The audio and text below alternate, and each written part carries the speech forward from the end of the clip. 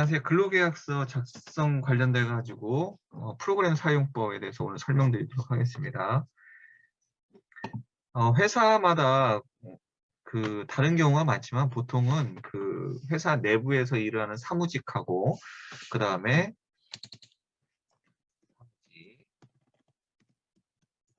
그리고 이제 현장에서 일하시거나 아니면 생산직을 일하시는 이제 현장 및 생산직, 네. 그리고 또 때에 따라서 야간 근무하시는 분이 있거든요. 야간 근무나 교대 근무하시는 분들, 이렇게 아주 타입 세 가지 정도가 있다라고 보겠습니다. 타입은 세 가지인데 보통은 한 개 타입이나 아니면 두 개 타입 정도 보통 활용하시는 것 같아요. 자, 우리 회사에 예를 들어 사무직이 있는데 사무직에서 월요일부터 금요일까지 그러니까 5일 동안은 오전 9시에 출근해서 저녁 6시, 그러니까 18시요. 18시에 퇴근한다. 그리고 토요일하고 일요일에 보면은 근무를 하게 되면은 매주 근무하면 1, 매주 근무하는 게 아니면은 0.5, 격주로 근무하면 그게 아니고 아예 근무를 하지 않는다라고 하면 0이라고 쓰시면 됩니다. 요 위에 근로일 수를 0으로 쓰면은 이 시간 퇴근 뭐 여기에 노란색으로 있는 점심시간, 저녁시간, 휴식시간을 몇 시간을 적더라도 수식에는 반영되지 않습니다. 자, 사무직은 이렇다고 하고요. 현장직은 갔더니 월요일부터 월화, 그다음에 목요일, 금요일 이렇게 4일은 오전 9시에 출근해가지고 저녁 6시에 다시 저녁 8시에 퇴근을 하더라. 그래서 점심시간 1시간을 주고 점심시간을 30분 줬다. 그럼 30분은 0.5시간이기 때문에 0.5라고 하고요. 0.5. 그리고 휴식시간은 따로 없다라고 하겠습니다. 그럼 하루는 어떻게 일하냐? 하루는 그 잔업 없는 날 해가지고 9시에 출근해서 저녁 6시에 퇴근하더라. 그리고 점심시간 1시간 이렇게 줍니다. 그리고 이제 주말 근무가 있으시면은 주말 근무를 넣어도 되고요. 없으면은 이렇게 넣지 않는다. 라고 하시면 됩니다. 근데 보통 중소기업 현장에 가보시면은 그 주말 근무를 있는 경우가 많습니다. 그래서 예를 들어서 격주로 0.5일을 주고 그 시작은 9시에 출근해서 퇴근은 식사를 하지 않고 오후 1시에 끝나더라. 그래서 점심은 0.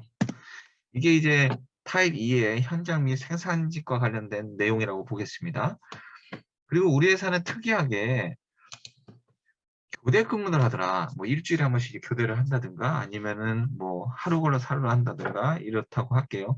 평균적으로 하루에 걸러서 하루씩 한다라고 하면은 이렇게 쓰시면 됩니다. 2.5일, 2.5일은 각각 오전 평일에는 낮에는 낮 시간대를 이렇게 쓰는 거예요. 9시에 출근해가지고 뭐 20시에 퇴근하고 또 야간 근로는 시작이 저녁 8시에 시작해서 다음날 아침 8시에 퇴근하더라.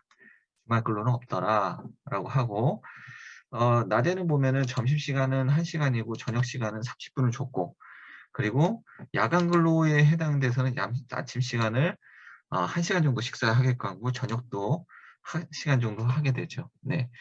자, 그리고 휴식 시간은 새벽에 보통 한 30분씩 해가지고 쉬게 하거나 아니면 잠을 잠깐 잘 수 있는 시간을 주거나 이렇습니다. 그래서 휴식 시간은 회사의 실제적인 상황에 맞게끔 넣으면 됩니다. 자, 이렇게 해가지고 1번 타입, 2번 타입, 그리고 3번 타입에 대해서 이 회사에 대해서 작성을 했습니다. 그러고 나면은 사업자 등록증을 보고 상호, 대표, 그 다음에 그 주소, 연락처를 쓰시고요. 직원들의 이름과 그 다음에 주민번호, 주민번호가 좀 꺼려지면은 그냥 생년월일을 적으시는 데도 있습니다. 생년월일을 적고, 그 다음에 주소, 그리고 연락처, 그 다음에 입사일을 적습니다.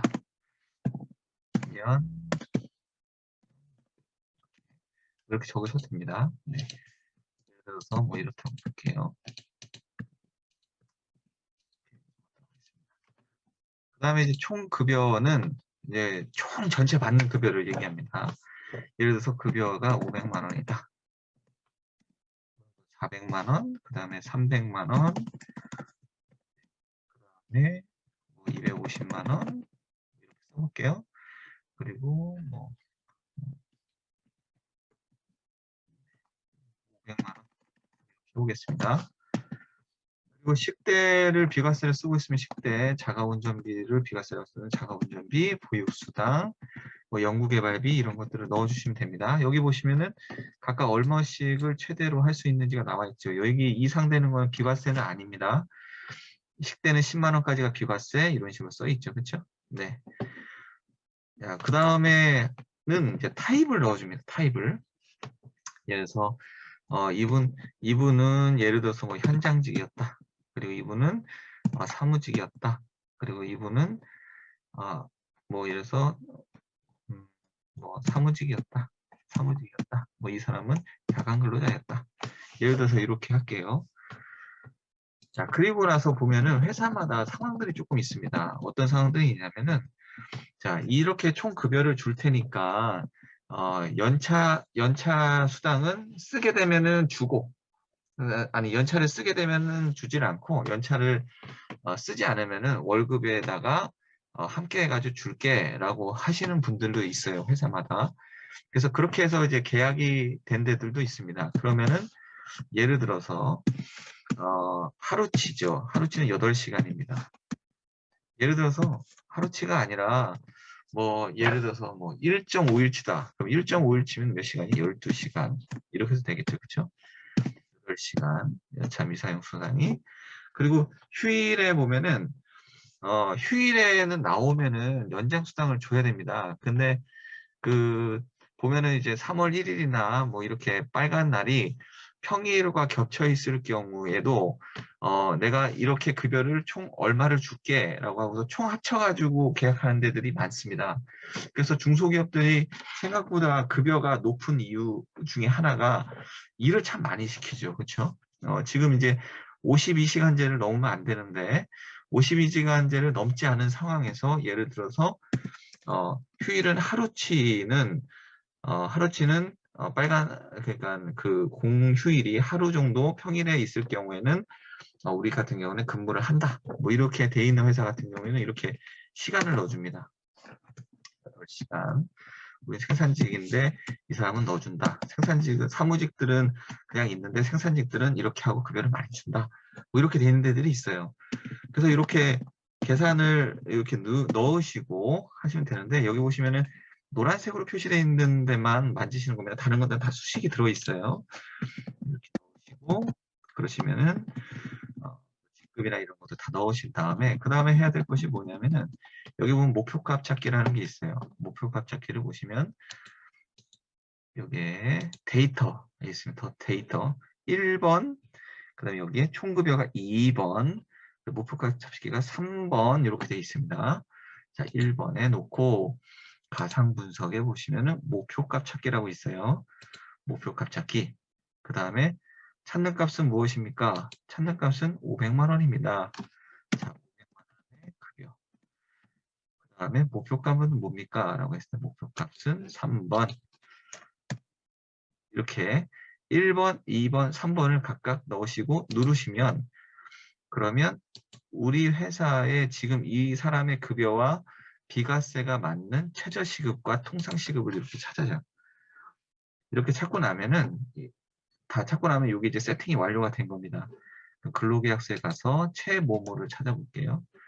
여기다 누르고 최모모 딱 누르면 그러면 주소지는 아직 적지는 않았죠. 그렇죠? 위에 있는 것이 딸려 들어옵니다. 시간 이 노란색들은 바꿀 수 있다고 했잖아요. 그렇죠? 아까 얘기한 대로 생산직은 평일 9시부터 근무를 해서 저녁 8시에 끝난다. 그리고 격주에 9시에 근무를 해서 저녁 시간 9시 13시에 퇴근하더라. 네. 시간 휴게 시간을 포함해서 1시간 30분입니다. 라고 표현을 해주죠.